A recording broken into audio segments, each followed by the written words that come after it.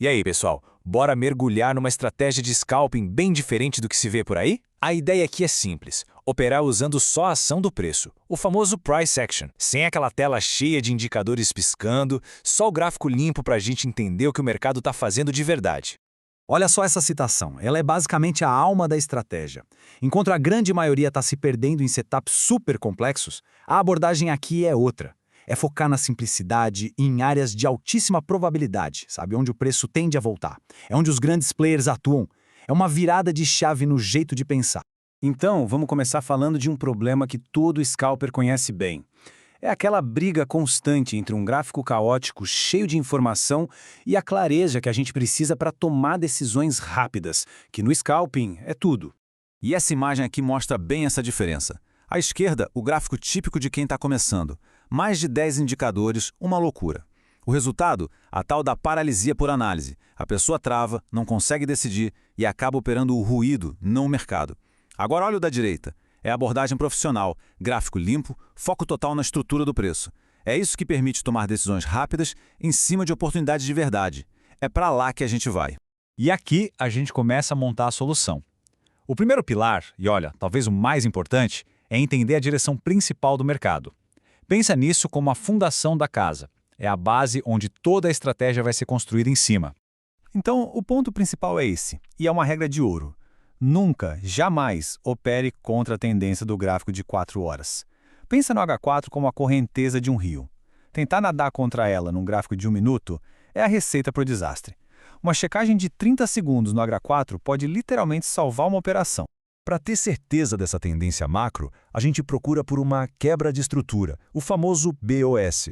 Numa tendência de alta é bem simples. Toda vez que o preço faz um novo topo, quebrando o anterior, isso é um boss. É o mercado falando para a gente, sim, a tendência de alta continua forte. Esse é o sinal verde para começar a procurar por compra. Mas saber a direção é só metade do caminho. Entrar no momento errado pode estragar a melhor análise do mundo. É por isso que o segundo pilar é todo focado em sincronizar o nosso timing, a hora certa de entrar. E aqui está uma pergunta que tira o sono de muito trader. A análise macro está certinha, a tendência de H4 é de alta, a pessoa entra comprando e a operação dá errado.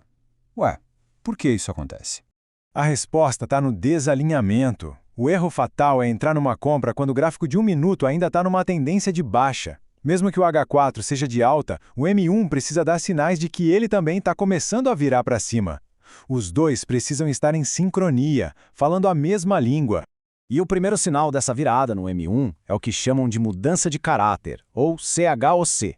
É quando a pequena estrutura de baixa do M1 quebra, indicando que a quedinha pode ter acabado e o alinhamento com a alta do H4 tá para começar. Esse é o gatilho para a gente começar a procurar uma entrada. Com a direção e o timing alinhados, a gente chega no terceiro pilar, o local exato da entrada. Não se entra em qualquer lugar, não. A gente espera por uma zona específica, uma zona de altíssima probabilidade. E essa zona não é aleatória. É onde as instituições, os grandes jogadores do mercado costumam montar as posições deles. E segundo a fonte, o preço tende a voltar para essa área em 7 de cada 10 vezes antes de continuar a tendência principal. É por isso que ela é tão poderosa. E como encontrar essa zona? Com um processo bem simples de 3 passos. Primeiro, pega a ferramenta de retração de Fibonacci. Segundo, traça ela do último fundo até o último topo do movimento. E terceiro, a nossa zona dourada ou Optimal Trade Entry é a área que fica ali entre os níveis 61.8 e 78.6. É simples assim. Agora que a gente já tem direção, timing e localização, vamos para a execução. É aqui que a gente junta tudo, esperando pelos sinais finais que dão aquela confiança para entrar na operação. Dentro da nossa zona dourada, a gente fica de olho em 3 confirmações. O Order Block, que é a última vela vendedora antes do impulso de alta, o Fair Value Gap, um espaço que indica uma entrada forte de grana institucional, e por fim, uma vela de rejeição, que é a confirmação visual de que os compradores estão defendendo aquela área. E o gerenciamento é incrivelmente claro. O stop loss vai abaixo do fundo que iniciou todo o movimento. Por quê?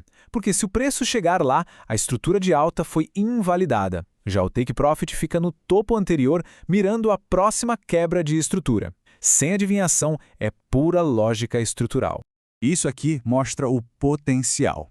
No exemplo da fonte, essa configuração gerou uma relação risco-retorno de 3.3. Isso significa que para cada real arriscado, o potencial de ganho era de R$ 3,30. É assim que se constrói uma vantagem no mercado. Tão importante quanto saber o que fazer é saber o que não fazer. Esta última sessão é sobre os erros que podem destruir completamente a eficácia da estratégia, não importa o quão bem a gente aplique. Então, se liga nos 3 erros fatais. Primeiro, forçar operações que não estão perfeitas. É melhor esperar por qualidade do que por quantidade. Segundo, o erro que a gente já falou, ignorar o H4. E terceiro, operar durante notícias de alto impacto. Nesses momentos, a análise técnica vale muito pouco. A volatilidade é imprevisível. No final das contas, o ponto crucial é este.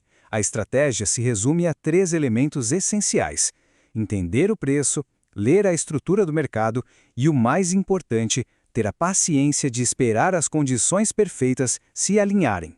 E a gente termina com essa reflexão. Depois de ver uma estratégia baseada em clareza e disciplina, a questão que fica é: será que o que realmente falta não é um novo indicador ou mais informação, mas sim a paciência para aplicar consistentemente aquilo que já funciona?